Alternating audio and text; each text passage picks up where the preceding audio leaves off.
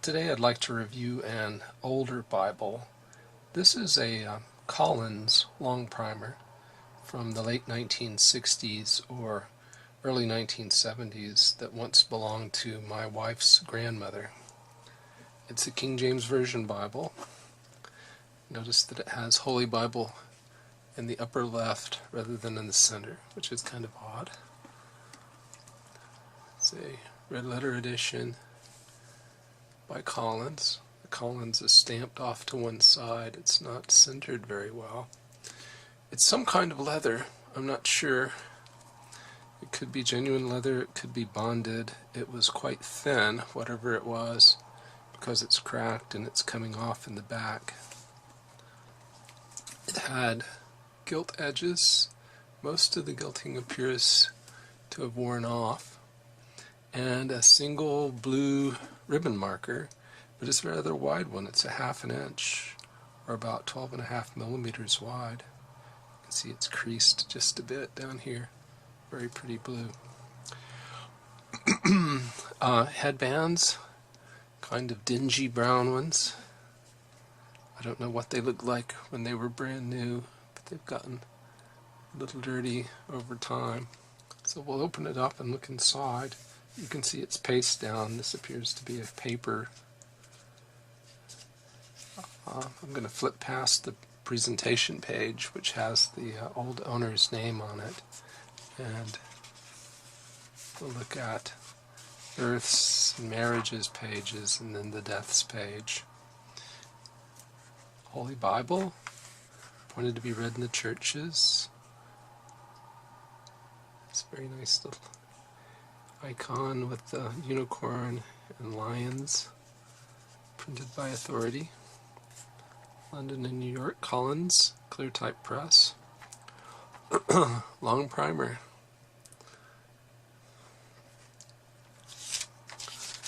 Which simply means that it's about a 10-point type, I believe. It has a license to be printed in Great Britain.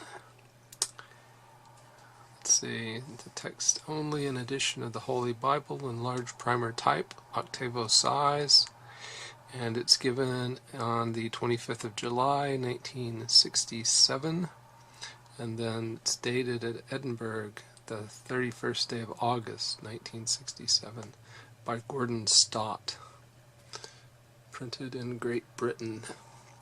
It contains Thomas Bilson's dedication to King James I, who reigned, I think, 1603 to 1625.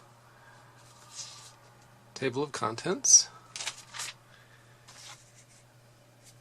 A note on chronology, and then an explanation on the self-pronouncing text. And I believe Mr. Redpath was employed at Oxford for a time towards the end of the 19th and the beginning of the 20th century.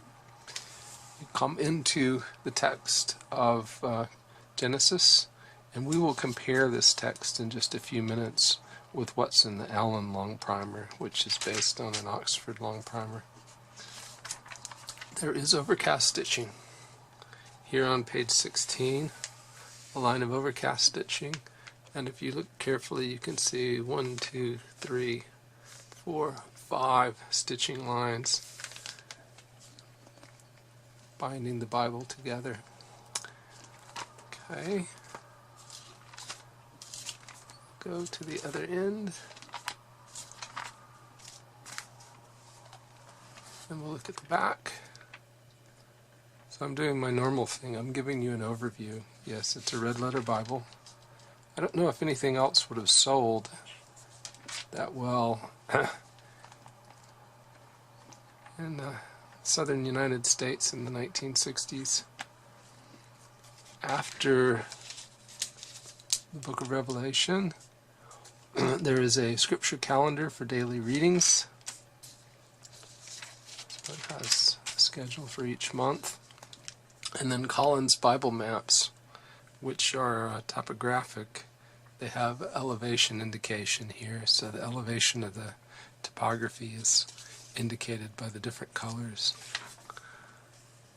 And I like these maps. The Near East in the 20th century. This is the way the Near East looked in 1967. The journeys of the children of Israel,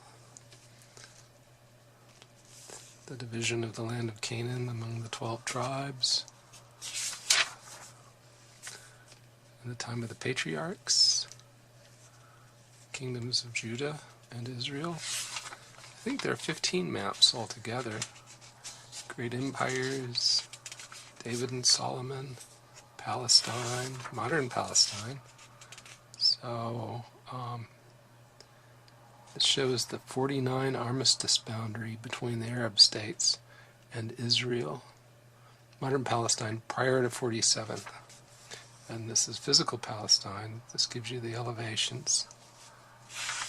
Galilee and Judea. And journeys of St. Paul. Growth of the early church, which is very interesting. The expansion by century. And finally, Jerusalem. Then we have one page of cardstock at the back, and then the paste down back of the book. And the splitting off of the spine. So we'll go back and we'll look at this in more detail in a moment, comparing it with the Allan Longprimer to begin with. I want to compare the size here of the 67 Collins Longprimer with my Allan 53 Brown. As you can see, the Collins Longprimer is wider and it is taller. It's also a bit thinner, but the reason for that, I believe, primarily is due to the fact that the Allan Longprimer has a lot of additional information at the end. I think if it didn't have that the width of the two, the thickness of the two books would be very similar.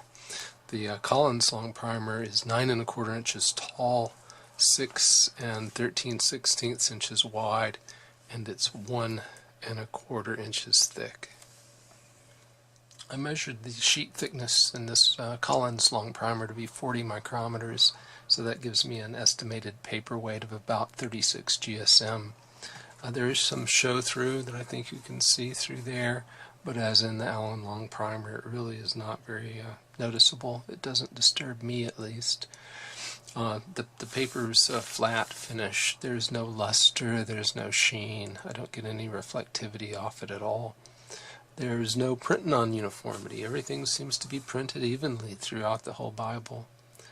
The book titles, the books do not always begin on their own page. You see here Leviticus beginning right after Exodus. And the general layout is the 2-column format. Each column of text is 62 millimeters wide. There are about 40 characters per line. That compares with the Allan Longprimer, which is about 55 millimeters wide and 35 characters per line. As you can see, the book titles are in the upper right hand corner. You do have the running headings. Paragraphs are marked with the Pilcrow. Page numbers are at the bottom center of the page. There are references in the center column. The page dimensions, let me give you those. Zoom out a bit so we can do this a little bit more easily. Left to right, it's 162 millimeters. From the top to the bottom of the page is about 232 millimeters, so that's 9.13 inches tall and 6.37 inches wide. Compare that with the Allan 53 Brown that I have, which is 218 by 150 millimeters. So the Allan is shorter. The Collins Longprimer is 232 tall. The Allan is 218. The Collins Longprimer is 162 wide. The Allan is only 150 wide. Margins at the top, 10 millimeters. The bottom is about 18. In the gutter here, it can be as much as 10 millimeters, and the outer edge is about 12 millimeters or half an inch.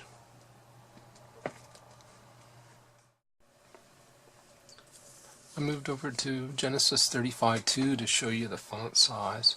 It's a Longprimer, so it should be about 10 points. When you compare it to Times New Roman, you'll see that there's 10, and it's actually a bit taller, larger. Look at the E's and the N's and the T. It's taller than 10. Compared with Times New Roman, it's actually, T's are about the same height at 10.5, but the E in the Longprimer is a little larger. So I'm thinking it's between 10.5 and 11 equivalent in Times New Roman. The line spacing is a bit tight. I think you can see that here if you look at the bottom of the J and the dot and the I. Those are fairly tight. If you look at this J here, it's reaching up very close to the earrings and down to the Ws. It's not too bad, but it just feels a little bit uncomfortable to me. Tracking is good. I mean, I think it's satisfactory. This doesn't cause me any trouble at all. The letters are not so closely placed together that it causes my eyes any kind of difficulty. One other remark or two about the text. Just as in the Allan Longprimer, you will not find italics in the text, and that's a bit of a difficulty. I'll spend a few minutes later talking about why that is so. They do show estimated dates, as in the Allan Longprimer. The utility of the references isn't quite as easy as it is. It isn't quite as user-friendly as in the Allan Longprimer here, because the references work this way. Up until a certain point, they go with one chapter, and then after that point, they go to the next chapter. So all the references above this point refer to the left or to the right column up to here, and then from here down, all of those references go to the right. I'll just take a second to show you what I mean by looking here at the Allan Longprimer center column references. Just as in the Collins Longprimer, you have a date estimate, and then A refers to land and B refers to trade. You go on down the page, and after E there's an F, but there's nothing to the left F. F goes with Simeon on the right, and so on down the page. I think that's much more convenient to the reader.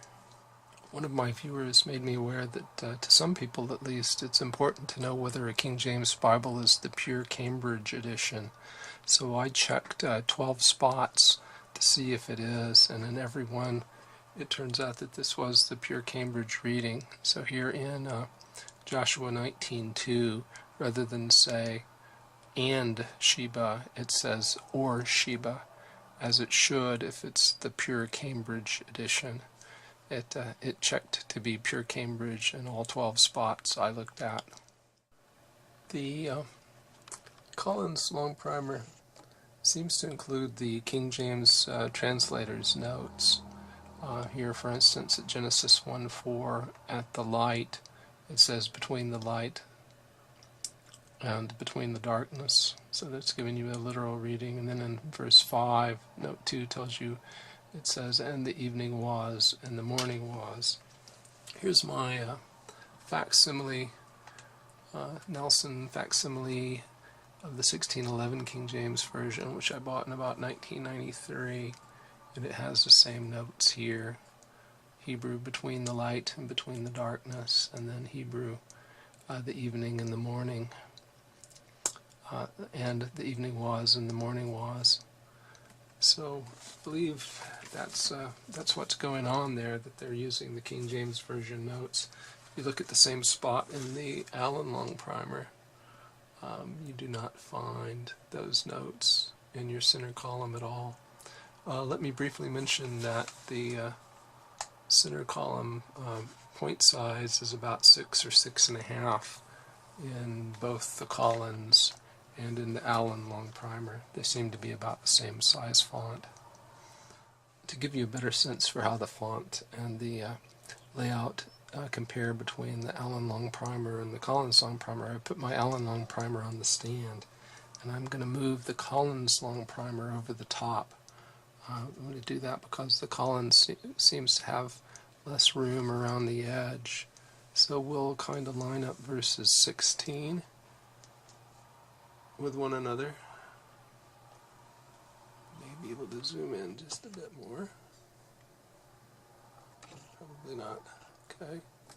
So 16 with 16. So you can see that the print looks identical. This, of course, is wider, so we're able to squeeze in an "and" at the end of the first line that we couldn't do there. But otherwise, very, very similar. Of course, you've got old yellowing paper on the left, and you have relatively new paper on the right. But apart from that, it's simply a matter of reformatting the same text into a wider column. Now I'd like to show you a couple of things from the book of Revelation. Here, one thing I noticed right away is that the Collins Longprimer, which I have on the stand now, gives the early date for the book of Revelation, 66 AD, whereas the Allan Longprimer gives the late date, AD 97. Then, second thing, you'll notice here that the Collins Longprimer, although as we observed a few minutes ago, it does include the King James Version translators' notes, it doesn't include some of the more recent notes that the R.L. Allan Longprimer does. So look at verse 5 and the word washed, which is in the text, the Greek text that the King James Version is based on. At that point, the Allan Longprimer tells you that many manuscripts read loosed, and I think that's what you'll find if you look in your English Standard Version or your New American Standard Version, anything that's based on the eclectic or the minority text. It will say loosed rather than washed. Similarly, here in Revelation 22:14, the Collins Longprimer says, "Blessed are they that do his commandments," and there is no textual note, whereas the Allan Longprimer has note 2 there that says, read that wash their robes. And again, it's the same kind of thing. They're pointing out that there's manuscript evidence for a different reading, wash their robes.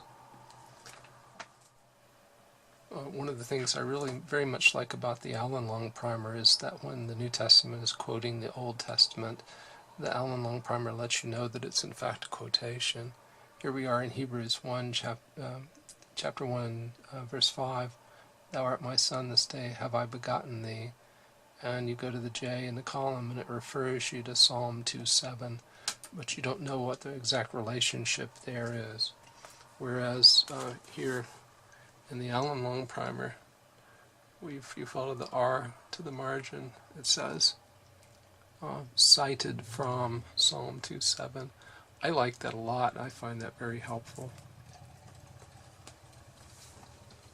Both the R.L. Allan and the Collins Longprimer suffer from the same weakness, which is the lack of italic print for words supplied by the translators. I'm looking here at 1 Corinthians 14:33, where it says, "For God is not the author of confusion, but of peace." But if you look at an italicized King James Version, like here's my church Bible publisher's turquoise, it says, "For God is not the author of confusion," and you see the author is in italics, so it really says, "For God is not of confusion." I don't think it would take very much imagination in this world where we have so many people coming up with bizarre doctrines to think of how one might use this in some strange way to support some unbiblical doctrine. All it says is very generic: "For God is not of confusion, but of peace." As a second example, here we are in Galatians 4:24. "Wherefore the law was our schoolmaster to bring us unto Christ, that we might be justified by faith." But that's not what it actually says. You look in your CBP turquoise or any other italicized King James Bible again, And you will see, wherefore the law was our schoolmaster to bring us unto Christ, has to bring us in italics. And so what it actually says is, wherefore the law was our schoolmaster unto Christ. And it's a question of how one interprets that.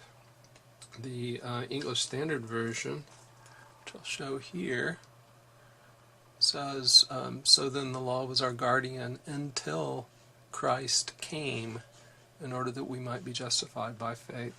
So I'm not saying that the English Standard Version reading is better, but I am saying that unless you know that those words are in italics, you don't know that the English Standard Version interpretation is a possible one.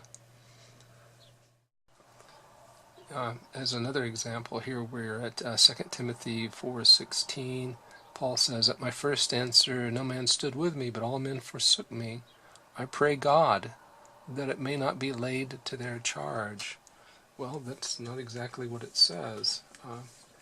And if you look at an italicized King James Version, you see that in fact, I pray God is in italics, and what he's saying is, may it not be laid to their charge.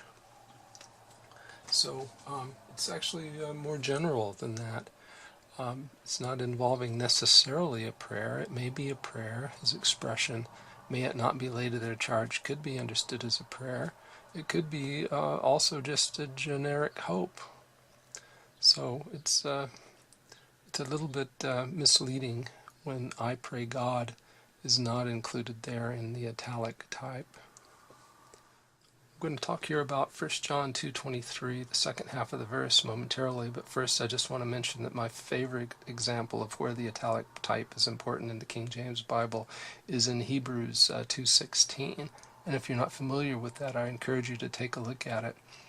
Here, we're looking at the Church Bible Publishers turquoise, and we see that the second half of the verse is in italics, but the but here is in brackets, and this would cause me to wonder why. Why is this done this way with the brackets around the but in this italic type? Why is this much language in italics? Usually it's just a few supplied words to make it make sense. But this clearly is much more than you need to supply in order to make the verse make sense. So something odd's going on here. If you research it, you find out that it's not in the majority of the Greek texts. And in fact, here's the Hodges and Farstead Greek text, and it ends there at the end of the first half of the verse. Second half of the verse isn't in there. The Geneva Bible from 1560, which predated the King James Bible by 51 years or so, if you look at verse 23, which is here, it simply has the first half, whosoever denieth the Son, the same hath not the Father. And then if you follow these two parallel lines into the margin, you'll see that they add the second half of the verse there as a marginal comment, but he that confesseth the Son hath also the Father. So what was going on is that the King James translators were doubtful about the second half of the verse, and that's why they included it in italic type, an oblique type. And then the but here is in brackets. I think the brackets were added by a later editor to indicate that regardless of whether this is in the Greek or not, that but is definitely added by the translators, just to make the verse make more sense. If you look at the same verse here, this is the Collins Longprimer, but it's the same in the R.L. Allan Longprimer. You don't see any italic type because they don't use italic type. And since they don't use italic type, they should have left the but without brackets. But they put the brackets around it. So if I weren't familiar with the background of this verse, and I read this in the Longprimer, I would just think, well, that's curious. It's a strange way to put brackets around a but. But I would have no idea why, and I probably wouldn't be curious enough about it to look into it in detail. So it's another example of where italics can be important. So that's my review of this about 50-year-old Collins Longprimer. I tend to do reviews like this from time to time. The older books that people might be interested in, they might see these listed on eBay and be curious as to what they contain. So this is essentially very similar to the Longprimer. Layout is a bit different because the columns are wider, but the type is the same. References are different, and the references are laid out in a different way. It has the King James Version translators notes. It has red letters. The red letters are pretty bad. They're not horrible, they're not very faint, but they're pretty bad, at least to my eyes. I also intend to do a few more Greek New Testament reviews for those who are interested in learning to read Greek and might be interested in having a bit of detail about the different New Testaments that they could purchase. So I hope you found this informative, and thanks very much for watching.